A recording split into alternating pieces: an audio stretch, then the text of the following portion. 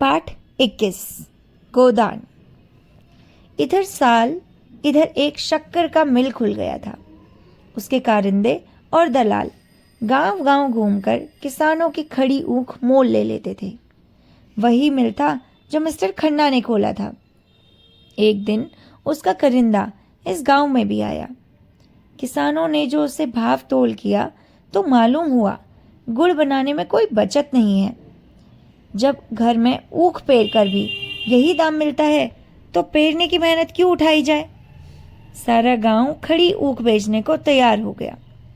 उधर कुछ कम भी मिले तो परवाह नहीं, तत्काल तो मिलेगा। किसी को बैल लेना था, किसी को बाकी चुकाना था, कोई महाजन से गला छुड़वाना चाहता था।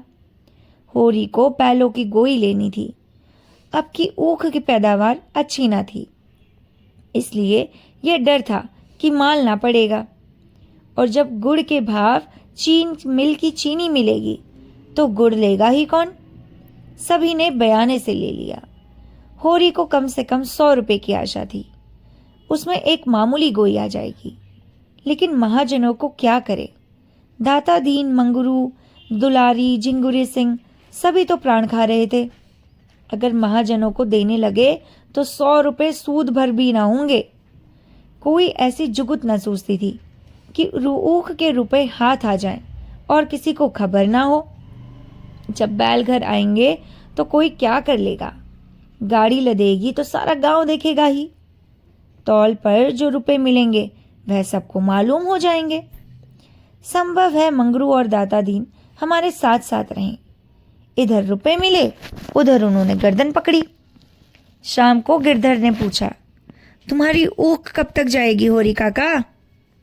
होरी ने झांसा दिया, अभी तो कुछ ठीक नहीं है भाई, तुम कब तक ले जाओगे? गिरधर ने भी झांसा दिया, अभी तो मेरा भी कुछ ठीक नहीं है काका। और लोग भी इसी तरह उड़न घाइयां बनाते थे। किसी को कुछ, किसी पर को कुछ, लेकिन किसी को किसी पर विश्वास न था। झिंगुरी सिंह ने सभी रानियां थी और सबकी यही इच्छा थी कि झिंगुरी सिंह के हाथ रुपए न पड़ने पाए, नहीं वह सबका हजम कर जाएगा। और जब दूसरे दिन असामी फिर रुपए मांगने जाएगा तो नया कागज, नया नजराना, नई तहरीर। दूसरे दिन शोभा आकर बोला, दादा कोई ऐसा उपाय करो कि झिंगुरी को हैजा हो जाए, ऐसा गिरे कि फिर उठने ही ना पाए। होरी ने मुस्कुराकर कहा, क्यों, उसके बाल बच्चे नहीं है? उसके बाल बच्चों को देखे कि अपने बाल बच्चों को देखे? वह तो 2-2 महरियों को आराम से रखता है।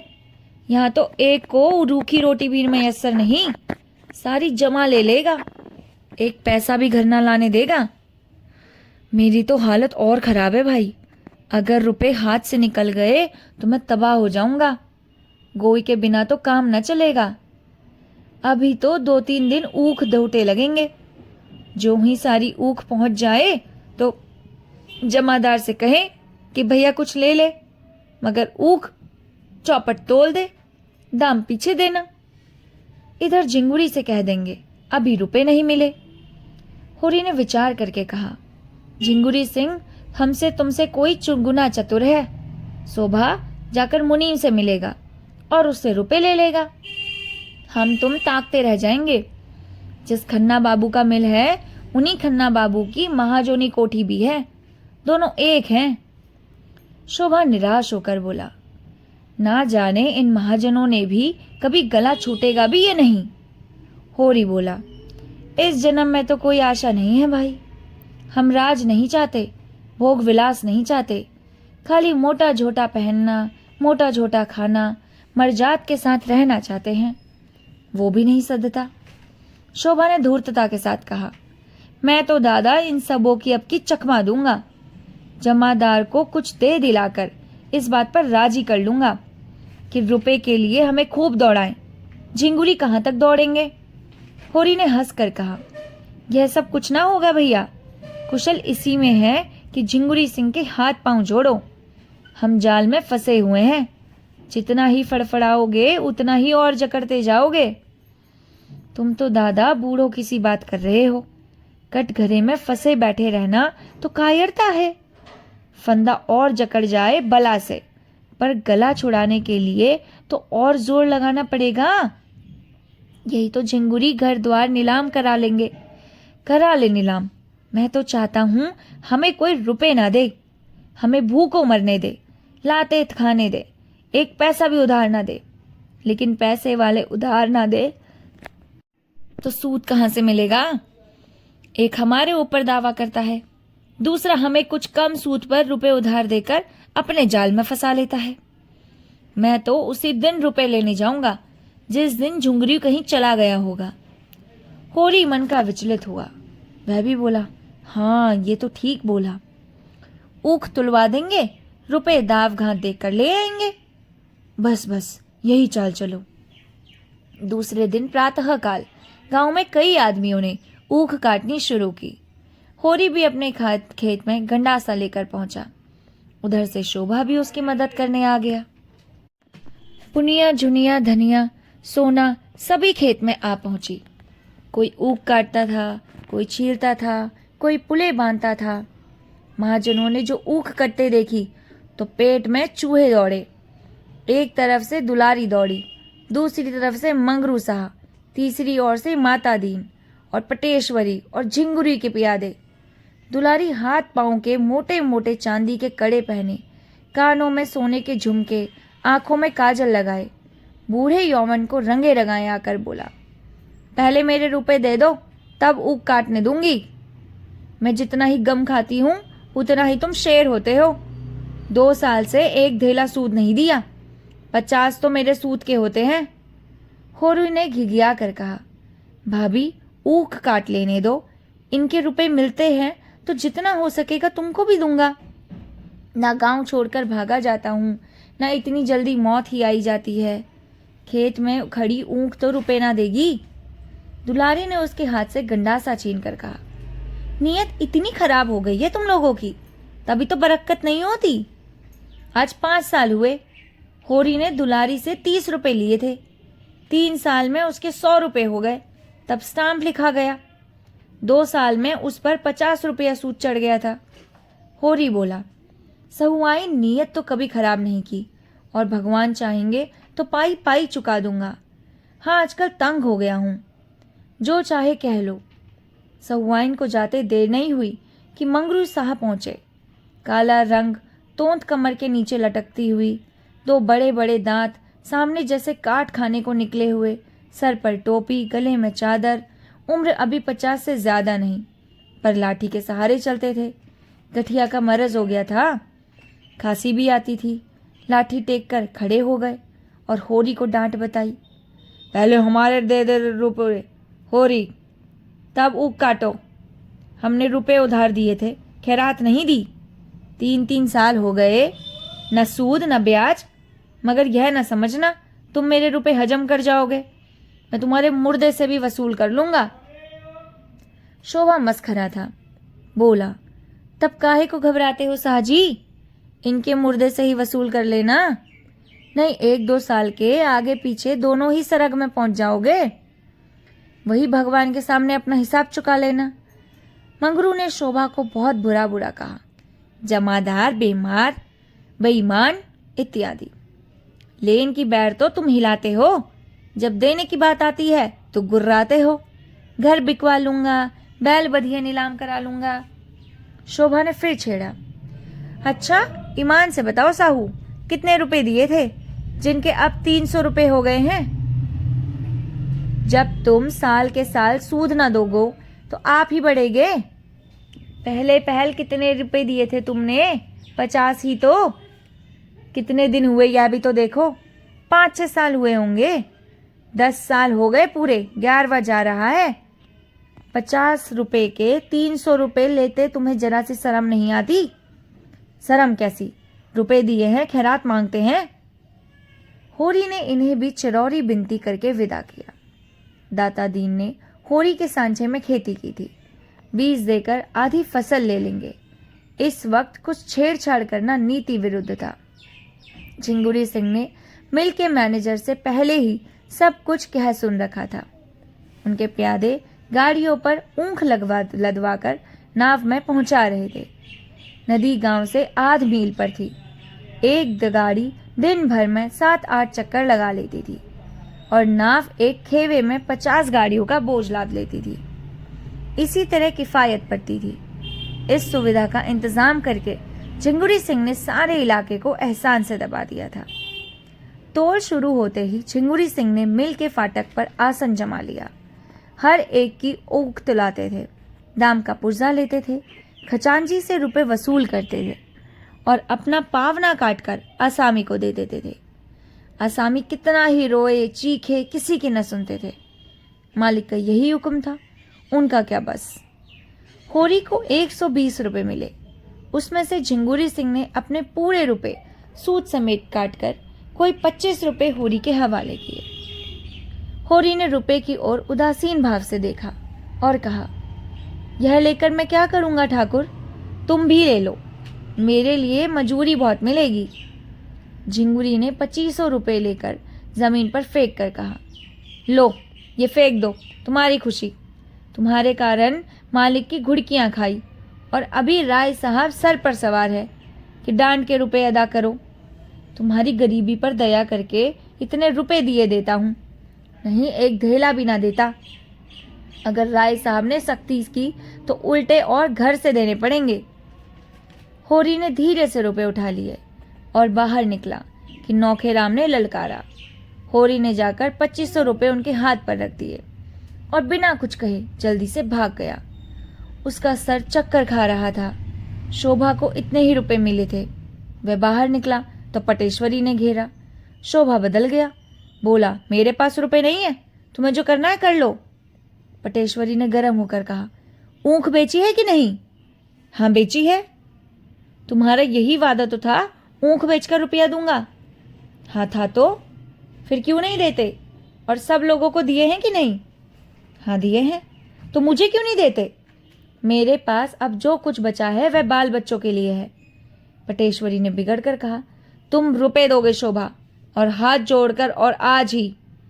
हाँ अभी जितना चाहे बहक लो, एक रपट में जाओगे 6 महीने को, पूरे 6 महीने को, ना एक दिन बेस ना एक दिन कम।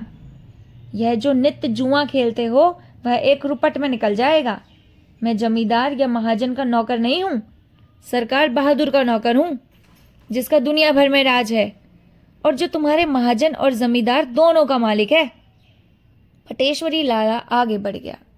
शोभा और होरी कुछ दूर चुपचाप चले, मानो इस धक्कार ने उन्हें संज्ञाहीन कर दिया हो।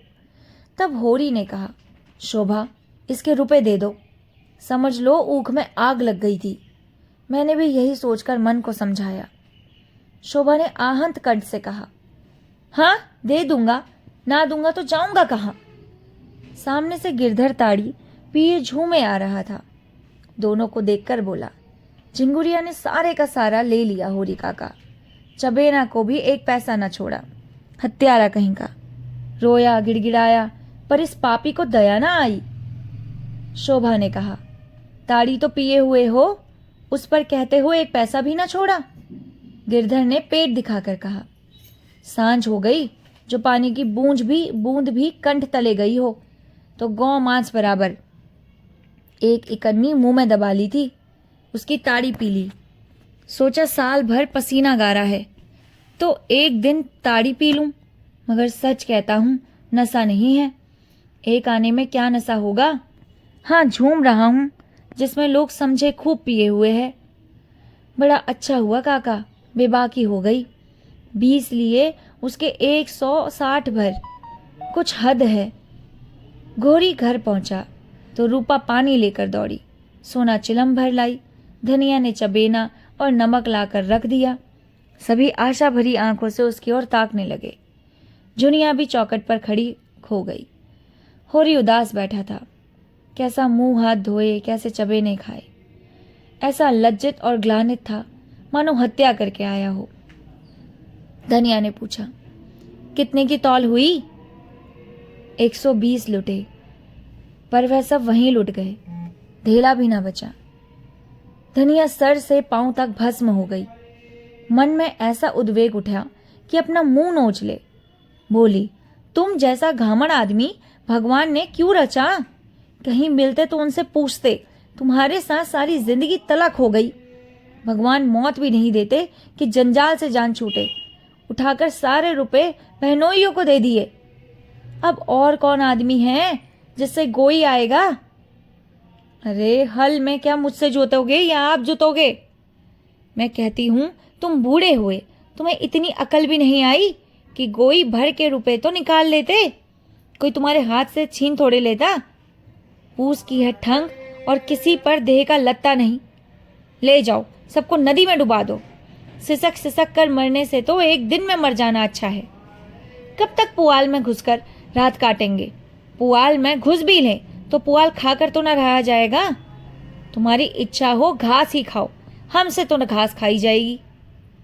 यह कहते कहते वो मुस्कुरा पड़ी। इतनी देर में उसकी समझ में आने लगा था कि महाजन जब सर पर सवार हो जाए तो अपने हाथ में रुपए हो और महाजन जानता हो कि इसके पास रुपए हैं तो असामी कैसे अपनी जान बचा सकता है।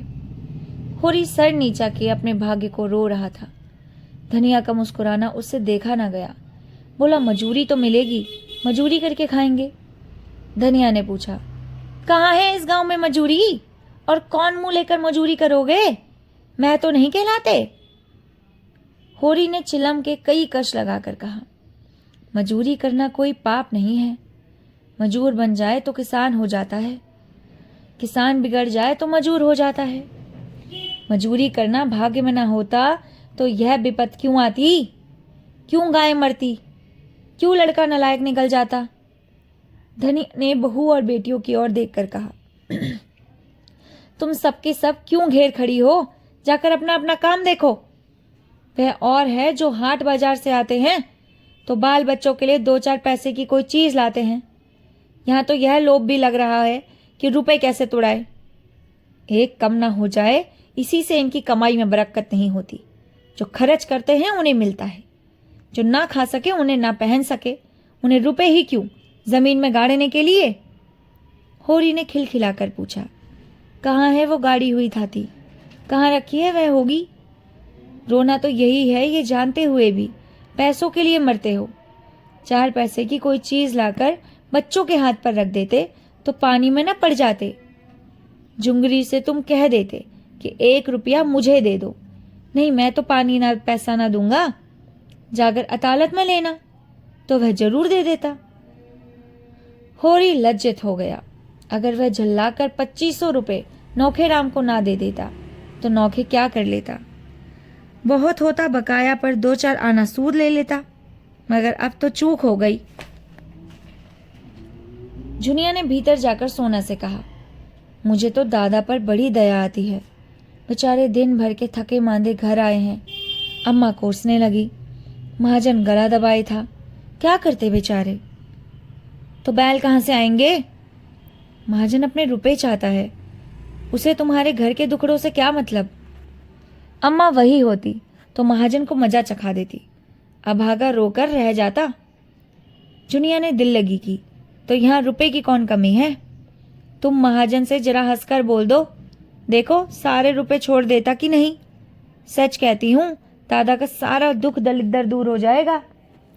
सोना ने दोनों हाथों से उसका मुंह दबाकर कहा, बस चुप ही रहना, नहीं कह देती हूं। अभी जाकर अम्मा से माता दीन की सारी कलाई खोल देती हूं तो रोने लगो। जुनिया ने पूछा, क्या कह दोगी अम्मा से? कहने को कोई नौबत भी तो हो।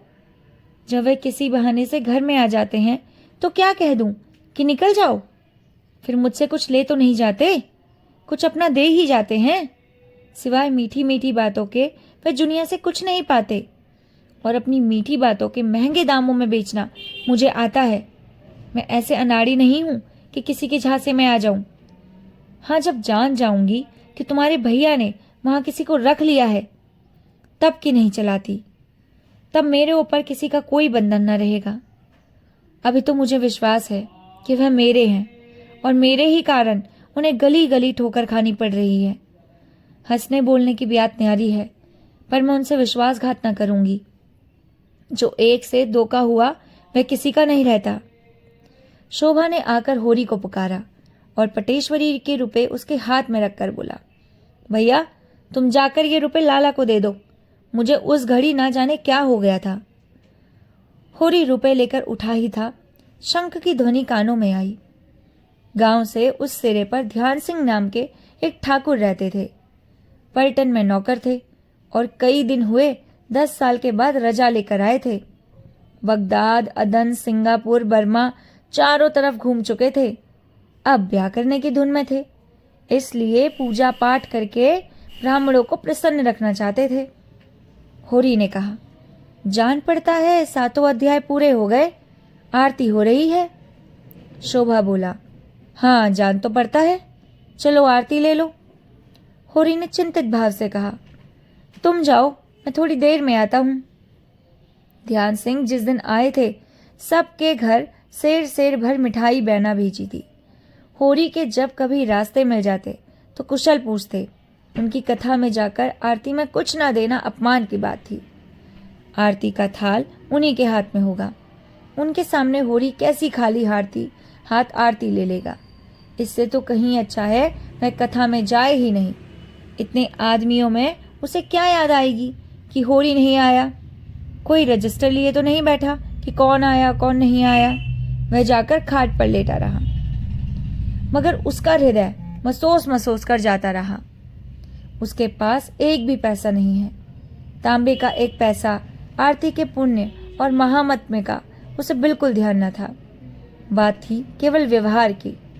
ठाकुर जी की आरती तो केवल श्रद्धा की भेंट देकर ले सकता था, मगर मर्यादा कैसे तोड़े, सबकी आंखों में हेटा कैसे बने। सहसा वह उठ बैठा। क्यों मर्यादा की गुलामी करे? मर्यादा के पीछे आरती का पुण्य क्यों छोड़े? लोग हंसेंगे, हंस लेंगे, उसे परवाह नहीं है। भगवान उसे कुकर्म से बचाए रखे। वह कुछ नहीं चाहता। ठाकुर के घर की ओर चल पड़ा। और इस कहानी का अंत यहीं पर होता है। मिलते हैं आपसे अपनी नेक्स्ट कहानी के साथ। तब तक के लिए नमस्कार।